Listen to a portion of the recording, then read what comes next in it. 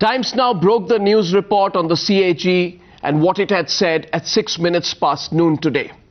Immediately after that, we spoke to Praful Patel. We asked him direct questions. Questions on accountability. Questions on lack of foresight. Questions on his own role and why he felt this was not an indictment.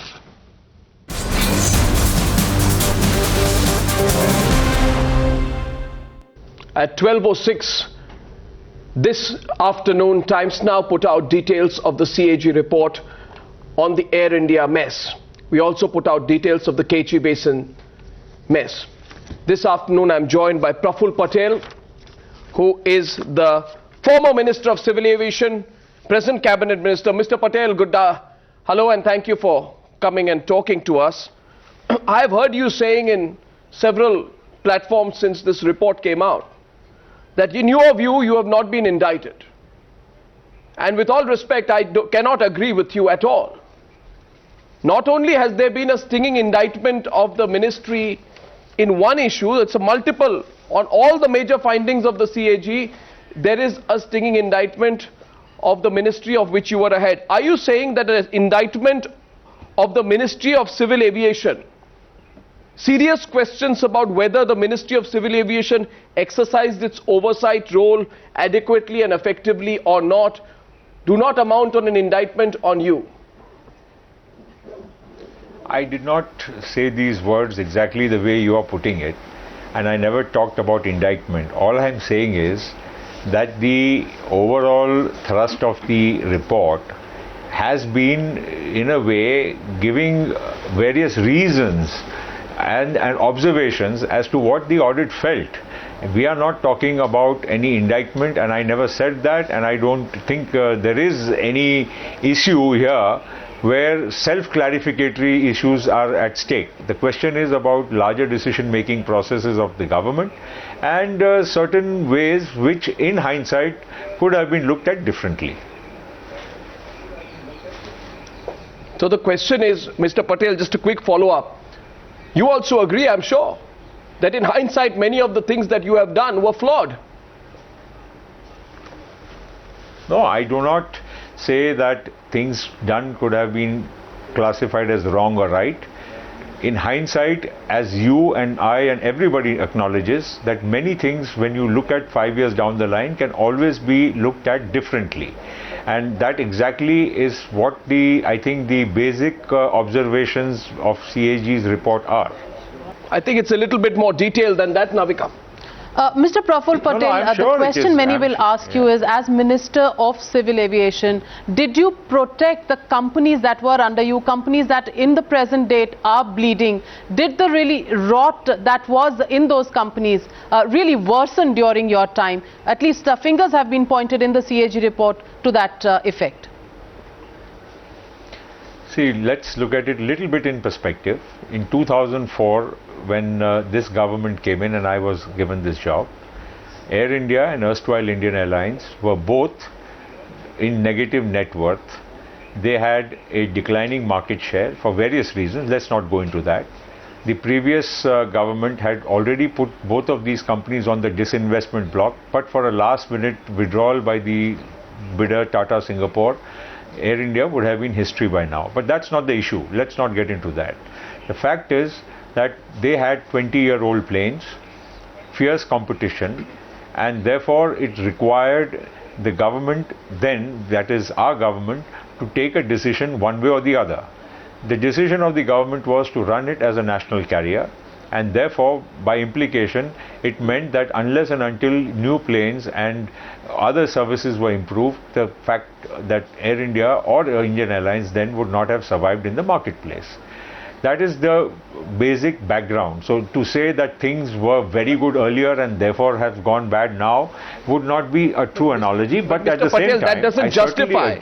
Mr. Patel, that doesn't justify. Air India is not in much of a better shape right now. That doesn't justify. I want to now take you point by point, Mr. Patel, on the various findings of the CAG, and I want a rebut from you to each.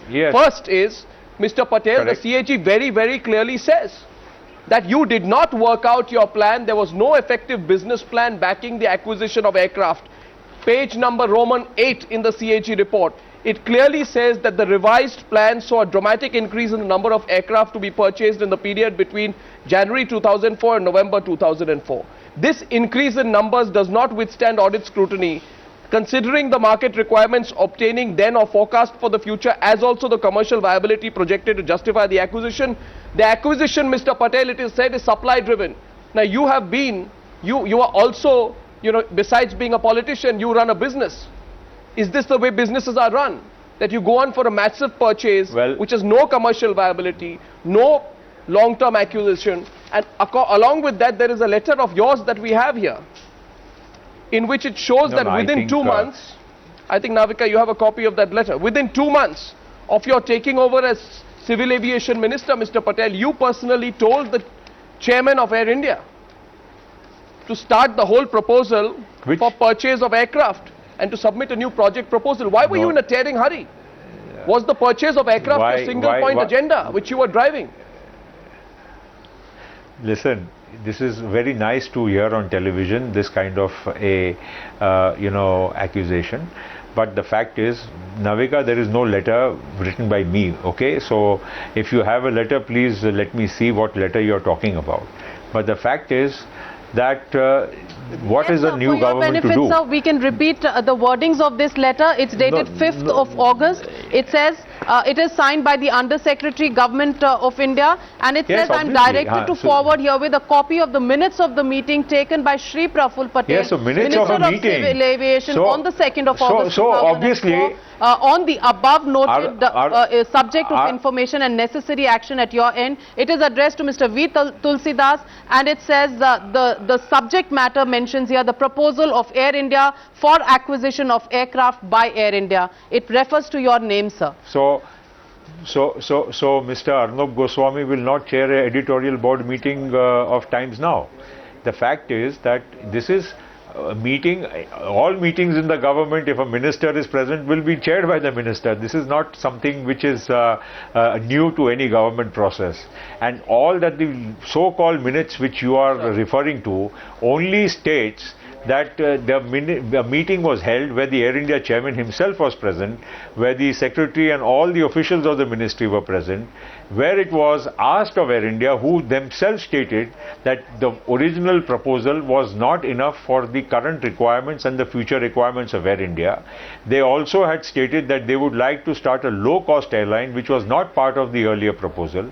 So all that you are referring to, please don't sensationalize it. It just simply says that would you like to revisit your original proposal, and if so, you could come back to us with your fresh proposal. So let's not look at that as something. It doesn't tell them whether they should do this or do that. It doesn't tell them, it does not tell them whether they should buy A number of aircraft or B number of aircraft or this type or that type. So please let us not go and what does a new government, I myself explained to you, I myself explained to you that when this government took over in May of 2005, particular minutes record some dissent that was shown by Mr. Tulsidas, but it goes on to say whether Air India would like to. It says Air India should revisit the proposal for purchase of aircraft and submit a fresh project proposal to the government at the earliest, which could include the revised requirements.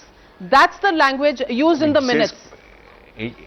So which could include the revised requirements. So they themselves ask for more.